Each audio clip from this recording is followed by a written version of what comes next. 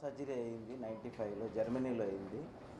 తర్వాత చాలాసార్లు స్టెంట్స్ అవన్నీ అయినాయి, జర్మనీలో అయినాయి. ఇక్కడ అపోలో హైదరాబాద్లో నేను కూడా ఒక ఇంపార్టెంట్ లెఫ్ట్ మెయిన్ స్టెంటింగ్ అనేది చేశాను. ఆయన చాలా క్రిటికల్ కండిషన్లో ఉన్నప్పుడు 3 years బ్యాక్. తర్వాత ఆయన ఈ హార్ట్ ఫెయిల్యూర్ కండిషన్లో కంటిన్యూ అవుతూనే ఉన్నారు. దానికి ఒక సిఆర్టీ అనే ఒక డివైస్, ఈ హార్ట్ ఫెయిల్యూర్ పంపింగ్ ఇంప్రూవ్ చేయడానికి ఒక డివైస్ కూడా పెట్టాం. అది పెట్టినా కూడా ఆయన యొక్క ఆరోగ్య పరిస్థితుల్లో అంత మార్పు రాలేదు. సో ఆయన డైలీ యాక్టివిటీస్ చేసుకోవడానికి కూడా చాలా కష్టంగా ఉంది. ఈయనకి కిడ్నీ ప్రాబ్లమ్స్ కూడా ఉన్నాయి, డయాబెటీస్, కిడ్నీ ప్రాబ్లమ్స్ కూడా ఉన్నాయి. అందుకని వీళ్ళకి హార్ట్ ట్రాన్స్ప్లాంటేషన్కి కన్సిడర్ చేసినప్పుడు క్రైటీరియాకి ఫిట్ కాలేదు. అటువంటిప్పుడు ఏం చేయాలి? ఇటువంటి ఆప్షన్ హార్ట్ ఫెయిల్యూర్ ఉంది. హార్ట్ ఫెయిల్యూర్ కనుక అలా వదిలేస్తే గుండెలో ఒత్తిడి చాలా పెరిగిపోయి సడన్గా చనిపోయే అవకాశాలు చాలా ఎక్కువ. వీళ్ళు ఎక్కువ కాలం బతకరు.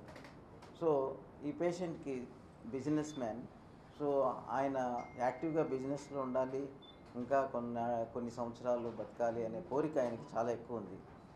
దాంతో ఆయనతోటి ఫ్యామిలీ మెంబర్స్తో డిస్కస్ చేసి ఎల్వాడ్ అనే device, left ventricular assist device అంటారు. ఎల్వాడ్ అంటే లెఫ్ట్ వెంట్రుకులర్ అసిస్ట్ డివైస్. అంటే మనకి లెఫ్ట్ వెంట్రికల్ అనేది pumping chamber, main pumping chamber.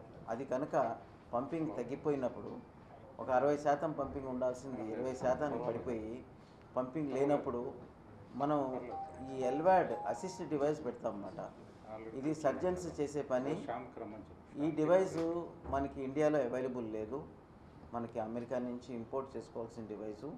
దీన్ని హార్ట్కి లోపల లేయర్లో అమర్చి డాక్టర్ వెంకటరెడ్డి గారు, వారి టీము, మేమందరం కార్డియాలజీ టీం, నేను, డాక్టర్ కపర్తి గారు, మా టీం అందరం కలిసి ఈ పేషెంట్కి చేసింది. ఆయన ఆల్మోస్ట్ ఇప్పుడు 4 రోజుల పాటు హాస్పిటల్లో ఉన్నారు.